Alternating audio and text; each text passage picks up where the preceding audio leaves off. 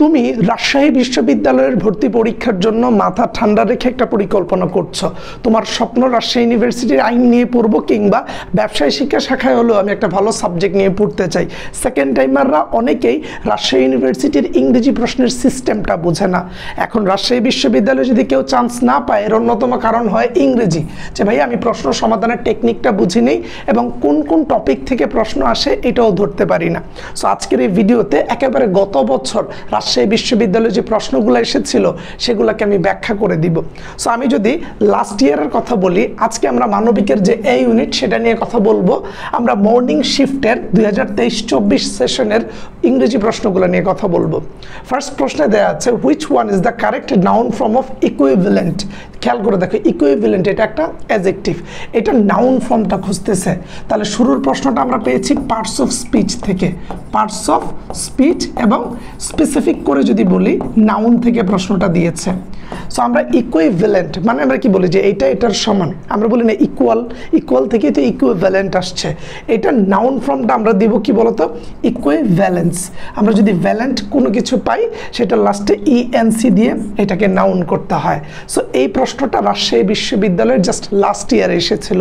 তাহলে যদি ইকুইভ্যালেন্ট থেকে ইকুইভ্যালেন্স আসে তাহলে তোমাকে এই বছর এরকম একটা প্রশ্ন দিতে পারে না, what is the verb form of falls. ফলসের ভার্ব ফর্ম হচ্ছে ফলসিফাই, ফলসিফাই, এরকম দিতে পারে না তোমাকে। সো এই জিনিসগুলো আমাদেরকে একটু জানতে হবে। ধরো ওয়েস্টেজ, ওয়েস্টেজ হচ্ছে কি ভার্ব, এর নাউন ফর্মটা কি ওয়েস্ট। তাহলে ওয়েস্ট থেকে ওয়েস্টেজ যদি বলে যে ওয়েস্টের ভার্ব ফর্মটা কি, অর্গানাইজ থেকে অর্গানাইজেশন। অর্গানাইজড হচ্ছে ভার্ব, এর সাথে তুমি সংযোগ করলে organization. Pollute verb pollution. So এইগুলো সম্পর্কে একটু ধারণা রাখবে। আমি আগেও বলেছি এই ভিডিওটা করার মূল উদ্দেশ্য হচ্ছে প্রশ্ন কিভাবে হতে পারে এবং বিগত বছরের প্রশ্নগুলো কোত্থেকে হয়েছিল, কোন টেকনিকে আসলে উত্তর করা উচিত ছিল সেটা নিয়ে কথা বলবো। সো ক্লাসটা দেখেই বুঝতে পারছো যে আমরা অনেক তথ্য দিতে যাচ্ছি। ভিডিওটা টাইমলাইনে শেয়ার করে রাখো, পরে হারিয়ে গেলে পাবা না। পরের প্রশ্নটা যদি আমরা দেখি, দেখো she talks as if. As if দিয়ে আমরা যে জিনিসটা জানি, অ্যাজ ইফের আগে যদি প্রেজেন্ট টেন্স থাকে তাহলে অ্যাজ ইফের পরে হয় পাস্ট টেন্স। খেয়াল করে দেখো, আমরা অ্যাজ ইফ, অ্যাজ দো অথবা সিন্স এদের একটা স্ট্রাকচার জানি, যে এদের আগে যদি কখনো প্রেজেন্ট টেন্স থাকে তাহলে এদের পরে হয় পাস্ট ইনডিফিনিট, পাস্ট ইনডিফিনিট। আর এদের আগে যদি পাস্ট ইনডিফিনিট থাকে তাহলে পরে হয় পাস্ট পারফেক্ট। এটা আমাদের রাইট ফর্ম অফ ভার্বের রুলসে আমরা পড়ে থাকার কথা। না পড়ে থাকলে যারা আমাদের রাজশাহী ইউনিভার্সিটির ব্যাচে ভর্তি হবে তাদেরকে আমরা পড়িয়ে দিব। আমাদের একটা ব্যাচ আছে রাজশাহী, গুচ্ছ, 7 কলেজ এবং জাতীয় বিশ্ববিদ্যালয়ের জন্য। সো খেয়াল করে দেখো, যেহেতু এখানে অ্যাজ ইফের আগে প্রেজেন্ট টেন্স আছে তার মানে আমরা বুঝতেই পারছি পরেরটা পাস্ট টেন্স হবে। আর অ্যাজ ইফ থাকলে পাস্ট টেন্স হিসেবে আমরা সবসময় ওয়ার ব্যবহার করি, কারণ অ্যাজ ইফটা একটা অলিক কল্পনা বোঝায় যে হি টক্স অ্যাজ ইফ, সে এমনভাবে কথা বলছে যেন she were the leader R of her community। বলা হচ্ছে যে সে এমনভাবে কথা বলছে যেন সে তাদের কমিউনিটির একজন লিডার। তাহলে সে কখনো আসলে লিডার হতে পারবে না। এই যে একটা অসম্ভব কল্পনা বোঝাচ্ছে, তাই অ্যাজ ইফ থাকলে আমরা ওয়ার ব্যবহার করি। যেমন আমরা I wish I were a king বলি, সেমভাবে এটা হয়ে থাকে। তাহলে দুইটা প্রশ্ন দেখলাম, এটা গ্রামার কেন্দ্রিক ছিল। পরেরটা দেখো, which one is the synonym of fictitious. তাহলে দেখো এখানে ফিকটিশাস ওয়ার্ডটার সিনোনিমাস আসলে কোনটা। এখানে জেনুইন মানে কি, খাঁটি। তারপর আর্গুমেন্টেটিভ মানে হচ্ছে তর্কমূলক বা যুক্তিতর্কের সাথে। স্ক্যাম মানে তো আমরা বুঝি কোনো কিছু জাল করা। আর ফেব্রিকেটেড মানে হচ্ছে কাল্পনিক। সেমভাবে ফিকটিশাস এটাও কাল্পনিক বোঝায়, মানে স্বপ্নের মধ্যে আছে এই টাইপের কিছু একটা। তাহলে এইটা একটা ভোকাবুলারি কোয়েশ্চেন দিয়েছে এবং এটা প্রিভিয়াস ইয়ারেও অনেক জায়গায় এসেছে। সো এখানে আহামরি এমন কোনো প্রশ্ন দিচ্ছে না যেটা তুমি জানো না। বিগত বছরগুলোতে বিভিন্ন পাবলিক বিশ্ববিদ্যালয়ের ভর্তি পরীক্ষা কিংবা চাকরির পরীক্ষায় আসা ভোকাবুলারিগুলা এবং অপশনগুলো যদি তুমি জেনে থাকো তাহলে রাজশাহী ইউনিভার্সিটির ভোকাবুলারি রিলেটেড উত্তরগুলো করতে পারবা। তাহলে ফিকটিশাসের সিনোনিমাস কোনটা হবে, ফেব্রিকেটেড। এটা কাল্পনিক বা কল্পনাপ্রবণ জিনিসগুলোকে বোঝায়। পরের প্রশ্নটা দেখো, pivotal question refers to. Pivotal শব্দটা হচ্ছে গুরুত্বপূর্ণ অর্থাৎ এসেনশিয়ালের সিনোনিম। আমরা এসেনশিয়াল পড়েছি না, ইম্পর্ট্যান্ট পড়েছি না, ওইটার সিনোনিমাস একটা পার্ট হচ্ছে পিভোটাল। তাহলে পিভোটাল কোয়েশ্চেনের বাংলা দ্বারায় গুরুত্বপূর্ণ প্রশ্ন। এখানে বলা হচ্ছে an irrelevant issue. Irrelevant issue মানে হচ্ছে তোমার অপ্রাসঙ্গিক একটা বিষয়। এখানে বলা হচ্ছে দ্য মোস্ট ইম্পর্ট্যান্ট ইস্যু, এটা হতে পারে কারণ পিভোটাল কোয়েশ্চেন বলছে। দ্য মোস্ট ডিফিকাল্ট কোয়েশ্চেন, এটা হবে না। এ প্রাইভেট ইস্যু, এটাও হবে না। তাহলে আমরা বুঝতে পেরেছি যে এখানে উত্তরটা কি হবে। তাহলে এই প্রশ্নের উত্তরটা পারতে হলে পিভোটাল শব্দের অর্থ যে এসেনশিয়াল বা ইম্পর্ট্যান্ট এটা জানতে হবে। তাহলে এই প্রশ্নটা আসছে আমাদের ভোকাবুলারি থেকে, ঠিক আছে। পিভোটাল, তাহলে আমরা এই জিনিসগুলো একটু খেয়াল রাখবো। পিভোটাল, সিগনিফিক্যান্ট, সিগনিফিকেন্স, তারপর হচ্ছে ইনসাইটফুল, এই জিনিসগুলো আমরা সাধারণত যখন ঢাকা ইউনিভার্সিটি রিটেন পড়িয়েছিলাম তখন আমরা আমাদের পেইড ব্যাচে আলোচনা করেছিলাম। সো এই ক্ষেত্রে পিভোটাল এই প্রশ্নটা বা এই শব্দটার উপর বেস করে এই কোয়েশ্চেনটা দিয়েছে যে তুমি জানো কি না। আমি বলে দিচ্ছি প্রশ্নগুলো কিভাবে আসে, কোন জায়গা থেকে আসে, উত্তর করার টেকনিক শেখাচ্ছি। সো আমাদের পেইড ব্যাচে যখন ভর্তি হবে এই টেকনিকগুলো ধরিয়ে দিলে রাজশাহীতে কমন পাওয়া একেবারে ইজি বিষয়। পরের প্রশ্নতে যাই, দেখো বলা হচ্ছে শিপমেটস অফ এনশিয়ান্ট মেরিনার। তাহলে এই প্রশ্নটা কোত্থেকে দিয়েছে? ইংরেজি সাহিত্যের একটা সুন্দর বই আছে, the Rime of Ancient Mariner. The Rime of Ancient Mariner, এটা ইংরেজি লিটারেচারের একটা বই, যেখানে এসটি কলেরিজ, যে এই বইয়ের লেখা স্টিভেন স্যামুয়েল তোমার হচ্ছে এসটি কলেরিজ। সো এই যে এসটি কলেরিজ তিনি এই বইটা লিখেছেন, ওনার নাম স্যামুয়েল টেনিনসন মনে হয়। তো এই এসটি কলেরিজ একটা স্টোরি লিখেছিলেন বা একটা বই লিখেছিলেন, the Rime of Ancient Mariner. ওই বইয়ের মধ্যে বলা হচ্ছে শিপমেটস, একটা জাহাজের গল্প ছিল যে এরা জাহাজ নিয়ে ঘুরতে যাচ্ছিল, একটা অ্যালবেট্রস পাখি দেখছিল, ওই পাখিটাকে তারা হচ্ছে হত্যা করেছিল, হত্যা করে তাদের কাছেই ঝুলিয়ে রেখেছিল। এবং এরপরে দেখা যায় ওই পাখিটাকে হত্যা করে ঝুলিয়ে রাখার পর সাডেনলি ওদের যে শিপটা ছিল এটা সমুদ্রের মাঝপথে আটকে গেছে, অর্থাৎ কোনো কারণ ছাড়াই ওই শিপটা ওইখানে আটকে গেছে এবং ওইটা ওইখানে অনেক দিন ধরে মানে রয়ে গিয়েছিল, তারপর তারা ওইখানেই মারা যায়।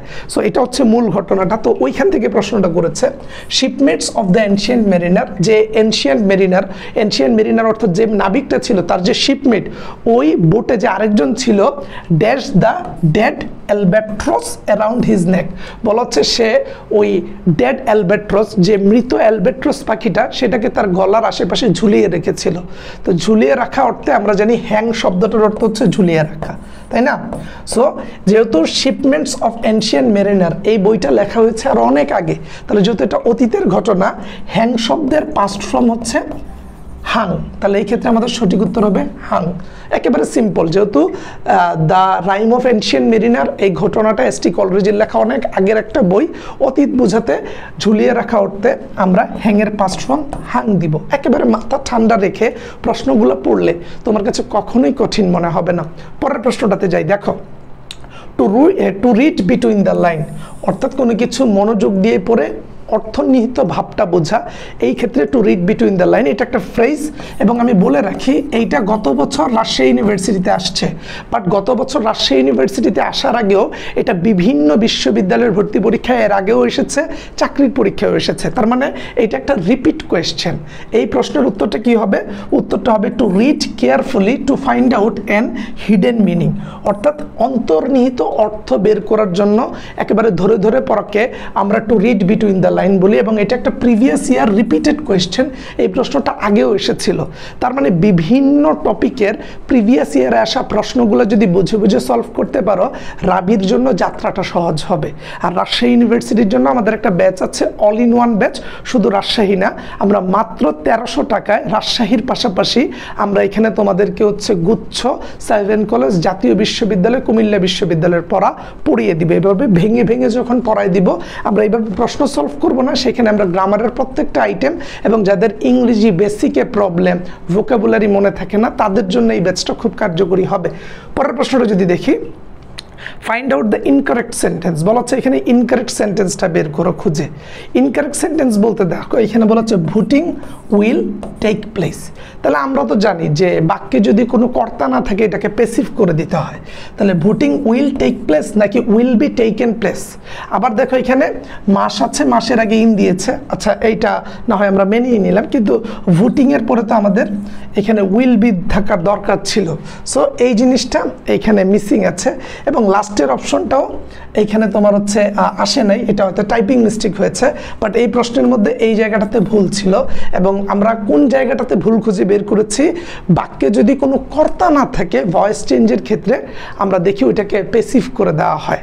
ঠিক আছে, যখন বাক্যে কোনো ভার্ব না থাকে, এই কর্তা না থাকে। যদি একটা উদাহরণ দিই, যেমন the result will be published হয়, ঠিক আছে, কখনো কিন্তু হয় না the result will publish, the result will publish, এরকম কখনো হয় না, কারণ রেজাল্ট কোনো ব্যক্তি না, সে নিজে নিজে পাবলিশ হইতে পারে না, তাই এটাকে আমাদের প্যাসিভ করতে হয়। ঠিক একইভাবে তুমি বলতে পারবে না যে ভোটিং ধরো হচ্ছে will take place, will take place, এটা আসলে বলা যায় না, গ্রামাটিক্যালি এটা ভুল। তোমাকে বলতে হবে voting will be taken place, taken place, অর্থাৎ নির্বাচন হবে, এই জিনিসটাকে তুমি বলতে পারবা। সো এই যে voting will be taken place, এটা কেন হয়েছে? প্যাসিভ সিস্টেমটার জন্য।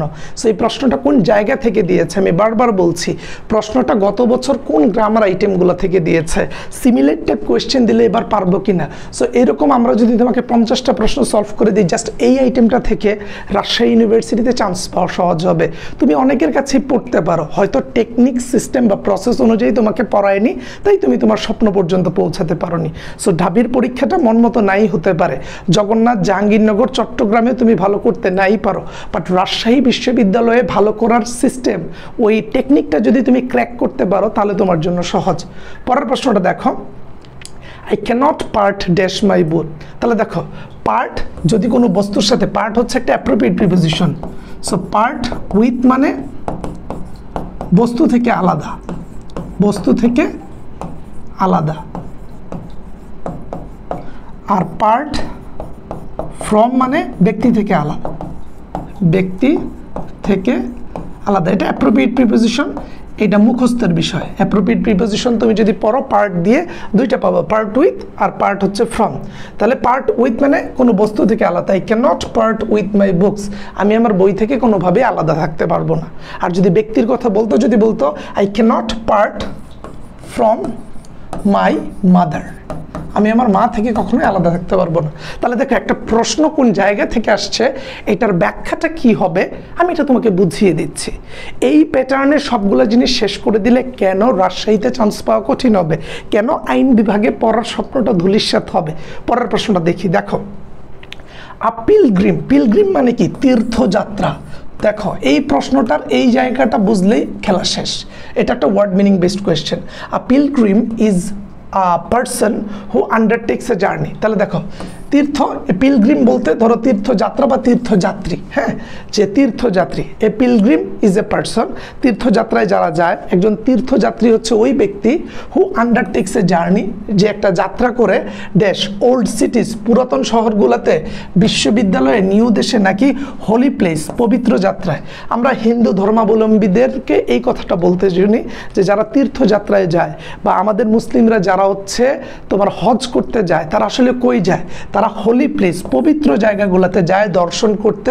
সেই ক্ষেত্রে তাদের মনের একটা তৃপ্তি পূরণ হয় এবং তারা ভাবে যে ওই জায়গায় দর্শন করে আমি আমার সৃষ্টিকর্তার দিক নির্দেশনা মানলে হয়তো আমার জীবনে পূর্ণ হবে, আমি আর অনেক ভালো কিছু করব, এই এক আশায় সবাই সেখানে যায় এবং ক্ষেত্র বিশেষে অনেকের আশাই সৃষ্টিকর্তা পূরণ করে থাকেন। তাহলে এই যে পিলগ্রিম মানে হচ্ছে যে তীর্থযাত্রী বা তীর্থযাত্রার একটা প্রসেস। এই শব্দটার অর্থ জানলে হোলি প্লেস যে এর সাথে কানেক্টেড, এটা তুমি বুঝতে পারবা। এবং বলে রাখি, এই প্রশ্নটা বিগত বছরগুলোতে অনেকবার এসেছে, এটা কোনো নতুন প্রশ্ন না, এটা আগের প্রশ্ন। তাহলে যারা গ্রামার, ভোকাবুলারি এবং প্রিভিয়াস ইয়ারের কোয়েশ্চেন পড়েছে তারা এটার উত্তর করতে পারে। সো আজকের ভিডিওটা কতটা ইম্প্যাক্টফুল, ইনসাইটফুল, পিভোটাল তুমি বুঝতে পারছো।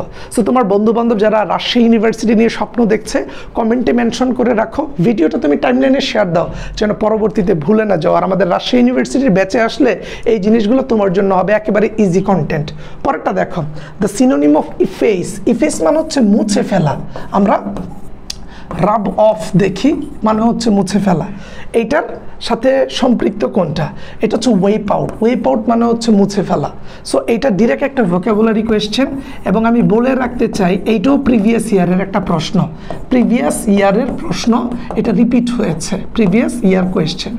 সো তোমরা যারা বলো ভাই প্রশ্ন রিপিট হয় কি না, আমি কিন্তু বলে দিচ্ছি কোন প্রশ্ন। এটা একটা রিপিটেড কোয়েশ্চেন, এটা একটা রিপিটেড কোয়েশ্চেন, তারপর হচ্ছে এইটা রিপিটেড কোয়েশ্চেন, তারপর হচ্ছে এইটা নতুন কোয়েশ্চেন, গ্রামারের স্ট্রাকচার ছাড়া তুমি এটার উত্তর করতে পারবা না। তারপরে এটা একটা রিপিটেড কোয়েশ্চেন, তারপরে এইটা রিপিটেড ছিল না, এটার গ্রামারের স্ট্রাকচারটা হ্যাংয়ের পাস্ট ফর্মটা তোমার জানতে হবে। তাহলে এইটা রিপিটেড কোয়েশ্চেন ছিল না, পিভোটাল শব্দের অর্থ জানতে হবে। তারপর হচ্ছে এইটা ক্ষেত্র বিশেষে রিপিটেড বলতে পারো, এবং এইটা তো গ্রামার স্ট্রাকচার থেকে দিছে, এবং শুরুরটাও রিপিটেড না, এটাও গ্রামার তারা নিজেই করেছে। তাহলে কোন প্রশ্নটা রিপিটেড এবং কোন প্রশ্নটা কপি করেছে, কোন প্রশ্নটা তারা তৈরি করেছে আমরা কিন্তু বলে দিচ্ছি। এটা বেসড অন, অনেক সময় বলা যায় না যে কপি করেছে, দেখা যায় যে রাজশাহী ইউনিভার্সিটির টিচাররা যে প্রশ্নটা দিয়েছেন ওইটা অন্য ইউনিভার্সিটির সাথে মিলে গেছে, কারণ আমরা ওই রকমভাবে জোর দিয়ে কোনো ইউনিভার্সিটির বিপক্ষে বলাটাও সুন্দর না। তারপরে দেখো এখানে ওয়াইপ আউট মানে মুছে ফেলা, আর ইফেস মানে মুছে ফেলা, এইটা একটা প্রিভিয়াস ইয়ারের কোয়েশ্চেন। তার মানে বিগত বছরে আসা বিভিন্ন বিশ্ববিদ্যালয়ের preposition, vocabulary, group verb, analogy, spelling, phrase, এগুলো যদি পড়ো তাহলে তুমি রাজশাহীতে কমন পাচ্ছ। পরেরটা দেখো, what is the meaning of on the Horizon? On the Horizon মানে হচ্ছে বোঝায় তাড়াতাড়ি কোনো কিছু করা, যেমন লাইকলি টু হ্যাপেন সুন, কোনো কিছু অতি শীঘ্রই ঘটবে, ওইটাকে বলা হয় অন দ্য হরাইজন। এইটা রিপিটও বলতে পারো, কিন্তু খুব কম জায়গায় এসেছে, ওই অর্থে রিপিট বলা যায় না। এটা ধরো একটা নতুন কোয়েশ্চেনই করেছে যেটা ফ্রেজাল একটা কোয়েশ্চেন। সো এগুলা একটু ডিপলি পড়তে হবে, এবং রাজশাহী ইউনিভার্সিটিতে আমরা মুখস্থ আইটেম থেকে প্রশ্ন বেশি আসতে দেখেছি। তাহলে এটা কি what is the meaning of on the Horizon? উত্তর হচ্ছে লাইকলি টু হ্যাপেন সুন। তারপরে দেখো, বিং ফাস্টিডিউয়াস ইজ অ্যাসোসিয়েটেড উইথ, অ্যাসোসিয়েটের সাথে উইথ প্রিপোজিশনটা বসে এটার অর্থ দ্বারাই জড়িত।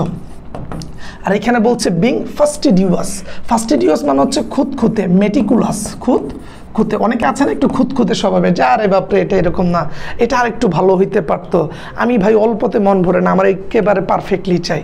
তো বলা হচ্ছে বিং ফাস্টিডিউয়াস, অর্থাৎ যারা খুঁতখুঁতে স্বভাবের হয় তাদের সাথে কোন জিনিসটা রিলেটেড, কানেক্টেড, এটা হচ্ছে পারফেকশন। যারা ফেস্টিডিউয়াস তারা একেবারে নিখুঁত জিনিসগুলো চায়। তাহলে এখানে ফেস্টিডিউয়াস ওয়ার্ডটা জানতে হবে, এটার সাথে আরেকটা ওয়ার্ড আছে মেটিকুলাস, মেটিকুলাস, হ্যাঁ, মেটিকুলাস, ফেস্টিডিউয়াস, এগুলা মানে হচ্ছে খুঁতখুঁতে স্বভাবের, যাদের একেবারে পারফেক্ট হওয়া চাই, এইটা এই জিনিসের সাথে কানেক্টেড। ঠিক আছে, তার মানে এই জিনিসটা পারতে হলে তোমাকে ভোকাবুলারি পড়তে হবে। সো ভোকাবুলারির জন্য আমরা একটা শিট দিব রাজশাহী ইউনিভার্সিটিকে বেসড করে, ওইটা পড়লে আই গেস তোমার আর কোনো প্রশ্ন বাকি থাকবে না। Which word is correctly spelled, এখানে স্পেলিং থেকে একটা প্রশ্ন করেছে। রেনেসাস বানানে আমরা জানি ডাবল এস হয়, অ্যাটিকুয়েটসে তোমার একটা ই হবে, আর পরে হয় অ্যাটিকুয়েট, এখানে হয়তো বা দুইটা ই হতে পারে, বা একটা ই এইখানে হবে না আর কি। ঠিক আছে, আর রিপিটেশনে আমরা জানি দুইটা ই হয়, বাট এই যে কোয়েশ্চেন এইটা ঠিক আছে, তার মানে এই তিনটা ভুল। স্পেলিং 100% প্রিভিয়াস ইয়ারের প্রশ্ন কমন পড়বে, একেবারে 100% প্রিভিয়াস ইয়ার কোয়েশ্চেন তোমার হচ্ছে কমন পড়বে। প্রিভিয়াস ইয়ার কোয়েশ্চেনগুলো 100% তুমি কমন পাবা। ঠিক আছে, সরি এটার উত্তর এখানে মিস্টেক আছে, এটার উত্তর এটা হয়, এই কোয়েশ্চেনটা হবে। ঠিক আছে, এটার উত্তরটা হবে এইটা, এই যে এইটা। ঠিক আছে, মাথায় রাখবা। তারপরে দেখো জুভেনাইল, জুভেনাইল মানে কি বোঝায়? যাদের বয়স কম।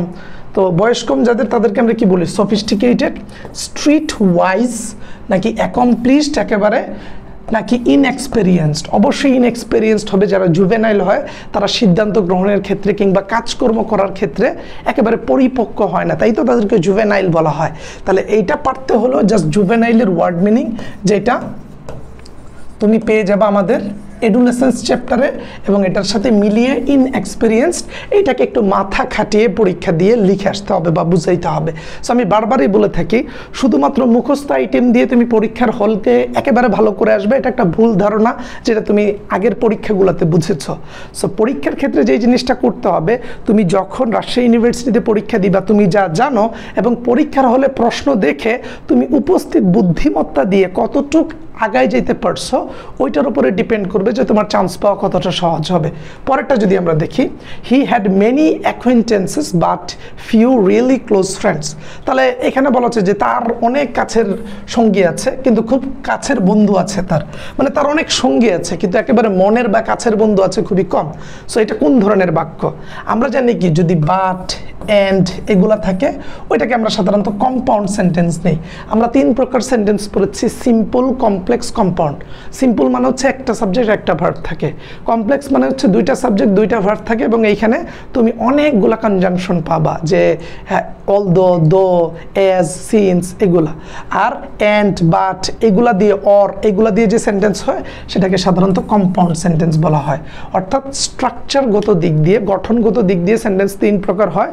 ওইটার এক্সপ্লেনেশন তুমি যখন আমাদের ফ্রেজ অ্যান্ড ক্লোজের ক্লাসটা করবা, যে যারা বা আমাদের আগের ব্যাচের স্টুডেন্ট যারা আছো ভিডিওটা দেখছো, আমরা ঢাবির ব্যাচে কিন্তু এইগুলা ফ্রেজ অ্যান্ড ক্লোজে পড়িয়েছিলাম। সো এই জিনিসটাই এইখানে দিয়েছিল লাস্ট ইয়ার তোমার রাজশাহী ইউনিভার্সিটিতে। বিং আর্ডেন্ট, আর্ডেন্ট মানে কি? আর্ডেন্ট মানে হচ্ছে তোমার খুব জোরালো, খুব আত্মবিশ্বাসী, কনফিডেন্স, দুঃসাহসী, এইরকম কোনো কিছু একটা বোঝায় বিং আর্ডেন্ট। তাহলে আর্ডেন্ট মানে কি? আর্ডেন্ট মানে বিং ইন্টেন্স, অর্থাৎ জোরালো। বিং আর্ডেন্ট মানে হচ্ছে বিং ইন্টেন্স। তো এইটা হচ্ছে আরেকটা ভোকাবুলারি বেসড কোয়েশ্চেন। সো এখানে আর্ডেন্ট শব্দটার অর্থ যদি তুমি জানো, এই যে এইটার অর্থ জোরালো, আগ্রাসী, দুঃসাহসী, অধ্যবসায়ী, এই যে এটার সাথে কানেক্টেড আছে, এই জিনিসটা যারা জানে তাদের জন্য উত্তরটা করা ইজি।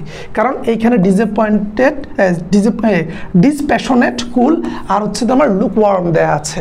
সো এই ক্ষেত্রে ইন্টেন্স জোরালো আর আর্ডেন্ট জোরালো, প্রাসঙ্গিকতাটা কেউ যদি রিলেভেন্সিটা, কেউ যদি প্রাসঙ্গিকতাটা ধরতে পারে, পার্টিনেন্সটা, তাহলে তার জন্য উত্তর করাটা ইজি হবে। যেমন আমরা বলছি রিলেভেন্ট, তারপর হচ্ছে পার্টিনেন্ট। এই 2টা শব্দের অর্থ হচ্ছে প্রাসঙ্গিক, যে কোনটা কার সাথে প্রাসঙ্গিক। এইগুলোর সাথে প্রিপোজিশন বসে to, relevant to, pertinent to. এগুলো আমরা আরও টেকনিক, আরও সিস্টেমে তোমাদেরকে আমাদের পেইড ব্যাচে পড়িয়ে দিব। সো যারা আমাদের রাজশাহী বিশ্ববিদ্যালয়ের পেইড ব্যাচ সম্পর্কে বিস্তারিত জানতে চাও তারা এই নাম্বারে কল দিতে পারো। আমাদের এটা পার্সোনাল নাম্বার, তোমার যে কোনো ধরনের প্রবলেম আমাদের সাথে ফোন করে কথা বলে নাও। এবং যারা ইউটিউবে ভিডিওটা দেখছো, প্রো উইথ স্বাধীনের আমাদের ফেসবুক পেজ আছে, সেখানে আমরা রেগুলার ক্লাস দিচ্ছি, রেগুলার ভিডিও দিচ্ছি, সেখান থেকে তুমি আমাদের সাথে যুক্ত হতে পারো। আর এই ভিডিওটা তোমার ভালো লেগে থাকলে বন্ধু বান্ধবকে কমেন্টে মেনশন করো, আমরা আরও প্রশ্নের সমাধান নিয়ে আসব।